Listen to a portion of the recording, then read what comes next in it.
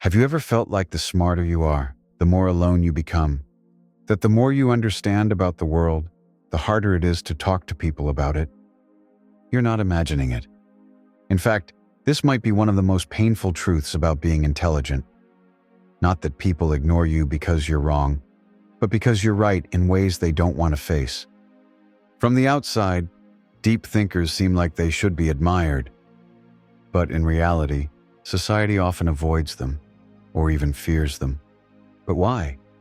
Why would someone who can see the world more clearly, ask better questions, and think more deeply be treated like a threat? The philosopher Arthur Schopenhauer believed he knew the answer. And it wasn't comforting. He believed that real intelligence isn't a gift. It's a curse, a heavy one. Because the more you understand, the harder it is to fit into a world built on pretending. Think about it. When someone is stronger than you might respect them. When someone is richer, you might admire their success. These things don't make you feel attacked. They just exist outside of you. But when someone is smarter, when they speak in ways that go deeper than you're used to, it can hit differently. It doesn't just challenge your ideas, it challenges how you see yourself. That's why intelligence is often met with discomfort, not applause. This is what psychologists call the mirror effect. A deep thinker doesn't just bring new ideas, they hold up a mirror. And that mirror reflects what others don't want to see, their own doubts, their limits, their fears. And let's be honest, most people would rather turn away than face that reflection. Maybe you felt it. You say something deep in a conversation, and suddenly the energy shifts. People go quiet, or change the subject, or laugh awkwardly, not because you were wrong, but because you went too real, too fast. It's not always about being better. It's about how your presence makes others feel about themselves. Science even backs this up.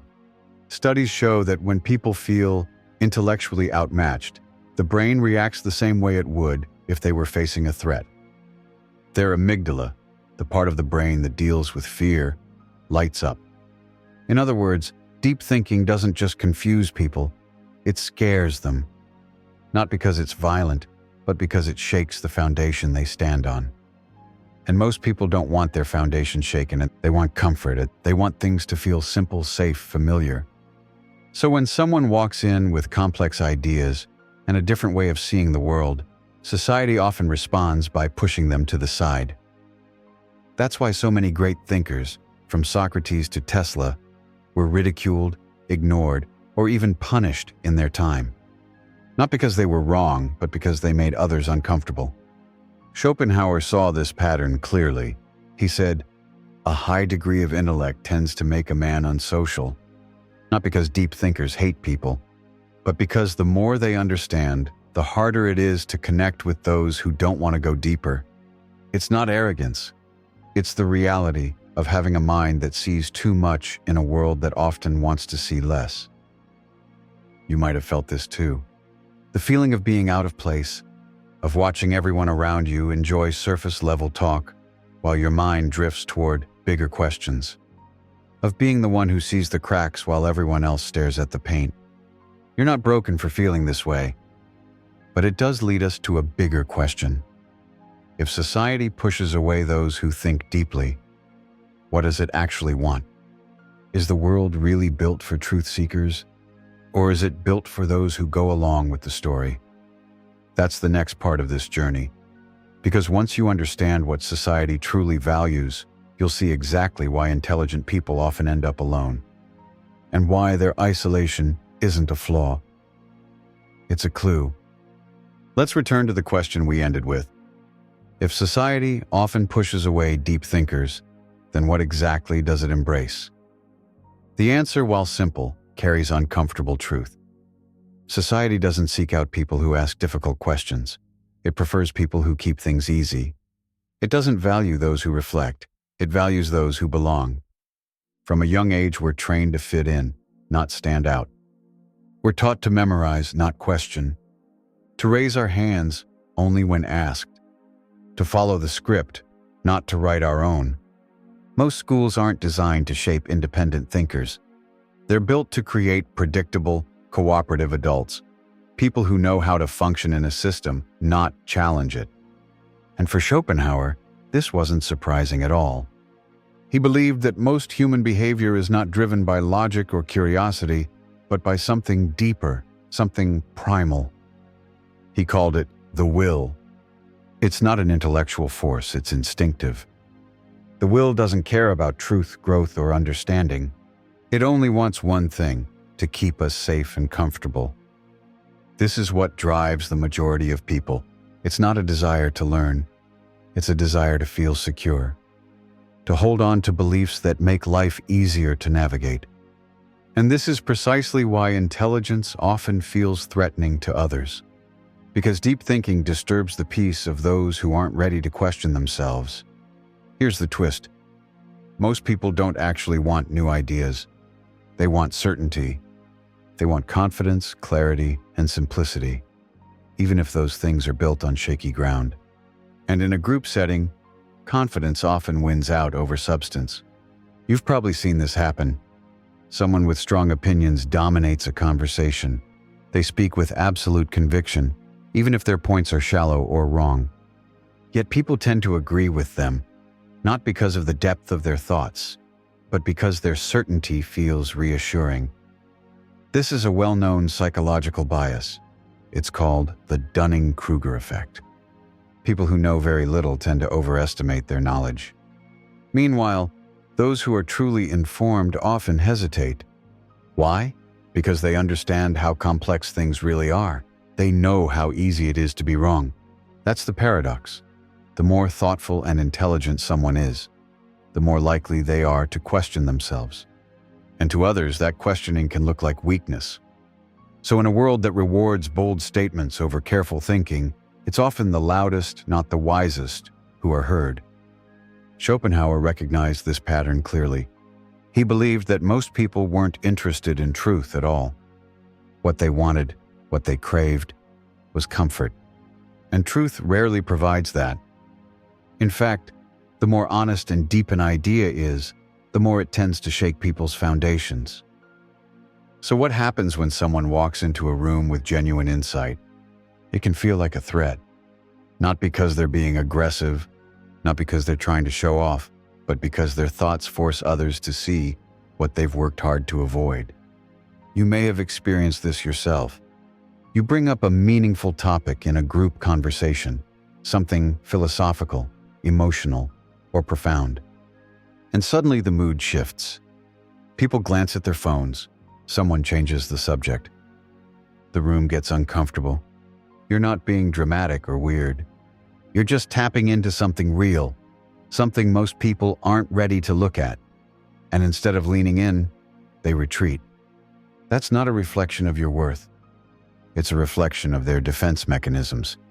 When people feel challenged in a way that touches their identity, their brain shifts into protection mode. Instead of listening, they resist. Instead of engaging, they shut down. This isn't always intentional, it's just human. But it explains why people often prefer conversations that stay light and easy. It's why they bond over gossip, TV shows, or trending topics, things that require no inner confrontation. Deep thinkers, on the other hand, bring conversations that make people pause. They introduce perspectives that question the status quo. And most people don't want the status quo questioned. They want it preserved. In today's world, this tension is even worse. Social media is designed to reward simplicity, speed, and emotional reactions. Not depth, not patience, not reflection. Thoughtful ideas take time to unpack. They require nuance. And in an algorithm-driven world, that makes them easy to overlook. That's why content that's catchy, loud, or even misleading often goes viral, while ideas rooted in wisdom and thoughtfulness barely reach the surface. As a result, the people who ask important questions often find themselves ignored, dismissed, or misunderstood. Not because they lack value, but because the system isn't designed to hear them. And so, if you're someone who reflects more deeply than others, it's easy to feel like you're speaking a different language. It can feel like you're on the outside looking in, always searching for someone who sees the world with similar eyes. And when you can't find that person, the isolation feels even heavier. But I want to be clear about something. There is nothing wrong with you. What you're feeling isn't a flaw. It's a signal that your mind is awake in a world that often prefers sleep. It's a reflection of clarity, not confusion. It's not that you don't fit in, it's that you see too much to pretend everything makes sense. And while that awareness can feel like a burden, it's also a gift. Because you are not lost, you are just ahead. And in the next section, we'll go even deeper into what that really means, why intelligent people so often feel disconnected, and what Schopenhauer believed was the true cost of seeing the world too clearly. If you've ever felt like you don't belong, like you're somehow walking through life with different eyes than everyone around you, you're not imagining it. It's not just a passing phase or something you can fix by forcing yourself to be more normal. It's something Schopenhauer understood better than almost anyone. He believed that highly intelligent people move through the world almost like travelers in a foreign land. The sights, the sounds, the customs, they're familiar, yes, but they never truly feel like home. Why? Because once you begin to think deeply, you start to notice things most people don't even register. You see the illusions people cling to. You see the small deceptions that grease the wheels of daily life. Harmless lies, half-truths, rituals everyone follows without question. And when you see through those things, it becomes harder, almost impossible, to pretend they don't exist. Most social interactions run on unspoken rules. Keep it light, stay agreeable, don't dig too deep, smile, nod, move along. But when your mind naturally seeks depth, when you crave authenticity over performance, these rules feel suffocating. You can play the game for a while. You can laugh at jokes you don't find funny, nod at statements that don't make sense, join conversations about things that don't interest you. But inside, something starts to ache. It's not arrogance. It's not thinking you're better than others. It's the loneliness of wanting real connection in a world that often only offers surface-level noise. Schopenhauer saw this loneliness as the inevitable price of awareness. The more clearly you see reality, the fewer illusions you can share with those around you. And the fewer illusions you share, the more isolated you become. It's like waking up from a dream that everyone else is still trapped inside. You can't shake them awake. You can't force them to see what you see. And even if you tried, most would resent you for it, because the dream feels safer, because comfort feels better than truth. And so, slowly, a distance grows between you and the world. Sometimes it's subtle, a laugh that feels a little too forced, a conversation that leaves you feeling strangely empty, a party where you feel more alone in a crowd than you ever would sitting by yourself. Other times, the gap is wide and painful. Friendships fade. Family members don't understand you. You hear yourself thinking, maybe there's something wrong with me. But Schopenhauer would tell you, no, there isn't. What you're experiencing is what happens when intelligence outpaces conformity, when your hunger for truth outweighs your need for acceptance. He wrote that a high degree of intellect tends to make a man unsocial, not because deep thinkers despise people, but because they can't always meet them on the shallow waters where most feel safest. Imagine living in a world where every conversation felt like wading through ankle-deep water, when all you really wanted was to dive into the depths. That's the silent frustration many deep thinkers carry every day. And here's the cruel irony. The more sensitive, aware, and intelligent you are, the more you actually long for connection, not less. You don't want to be alone. You don't want to sit on some isolated mountaintop detached from humanity. You want to love, to understand, to be understood. But you want it to be real, not shallow, not performative. And that longing, the intense craving for authentic connection in a world built on appearances, is one of the hardest battles a deep thinker faces. It's why so many intellectuals, artists, philosophers throughout history wrote about loneliness not as a temporary feeling, but as a permanent condition. Not because they hated people, because they loved truth more. And truth is not something most people want to carry with them, at least not all the way.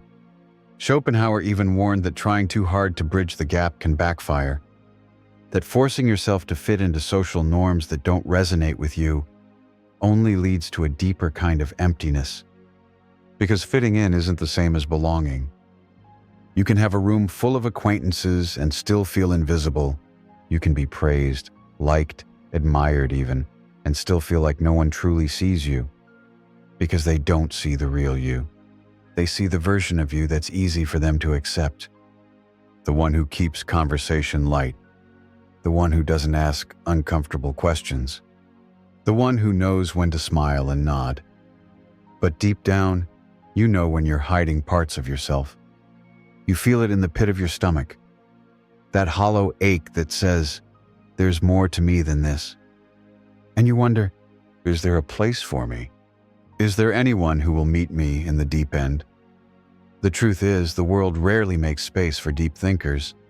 You often have to carve out your own. And sometimes that means walking alone, at least for a while. But don't mistake loneliness for failure. Don't confuse being misunderstood with being wrong. You are not broken because you see more. You are not wrong because you crave depth in a world that fears it. You are simply awake in a world that loves to dream. And while that awakening is often painful, it is also powerful. Because once you've seen the truth, no one can take it from you. In the next section, we'll explore just how deep this awakening goes, and why Schopenhauer believed that the real burden of intelligence isn't just loneliness, but something even heavier.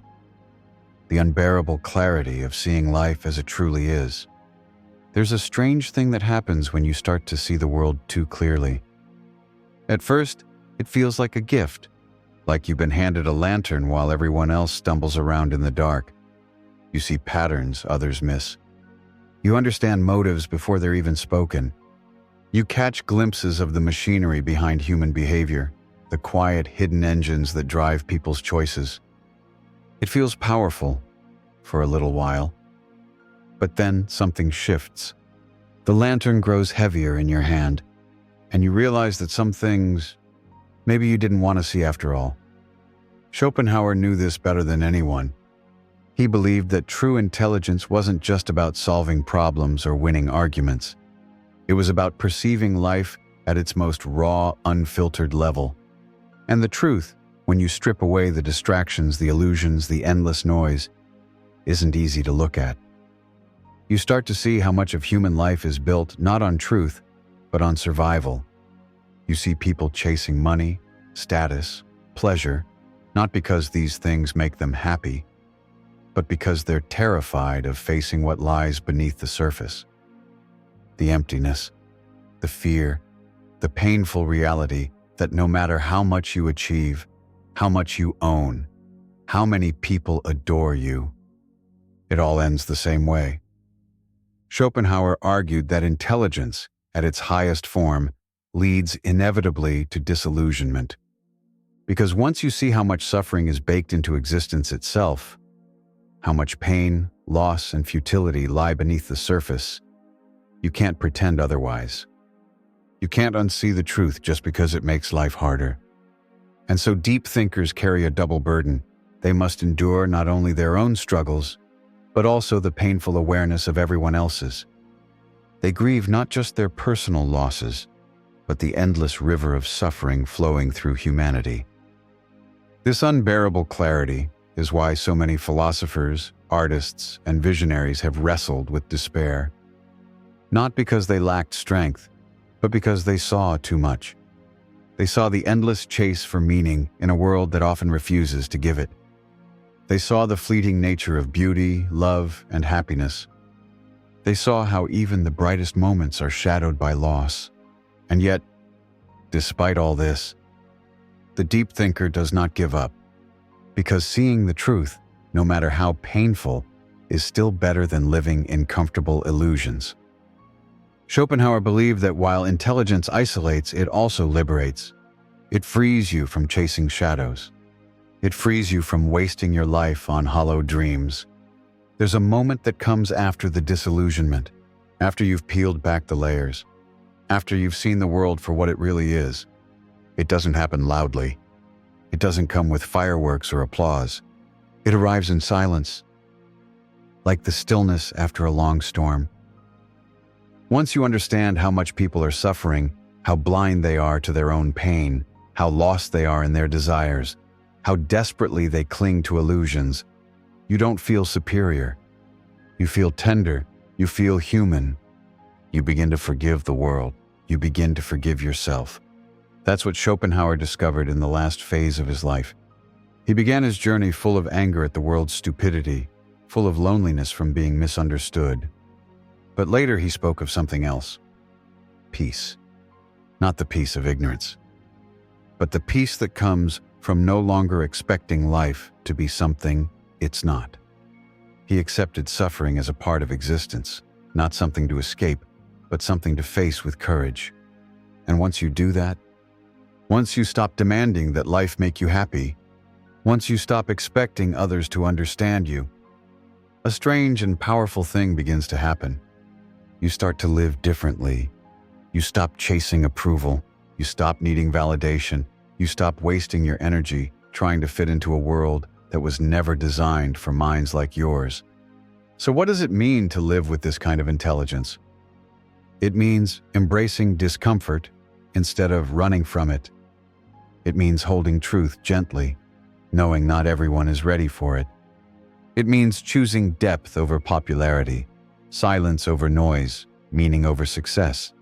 If you've been told you're too much, too quiet, too serious, too different, know this: you are not broken. You are not wrong. You are not cursed for seeing the world deeply. You are exactly what this world needs more of. Keep thinking, keep asking, keep seeking truth even when it hurts. Because truth, real truth, isn't the end of hope. It's the beginning of it. Thank you for watching.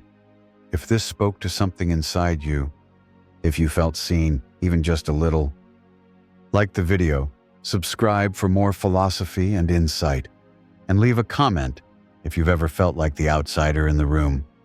You're not alone here. We'll explore more in the next video. Until then, stay curious, stay awake.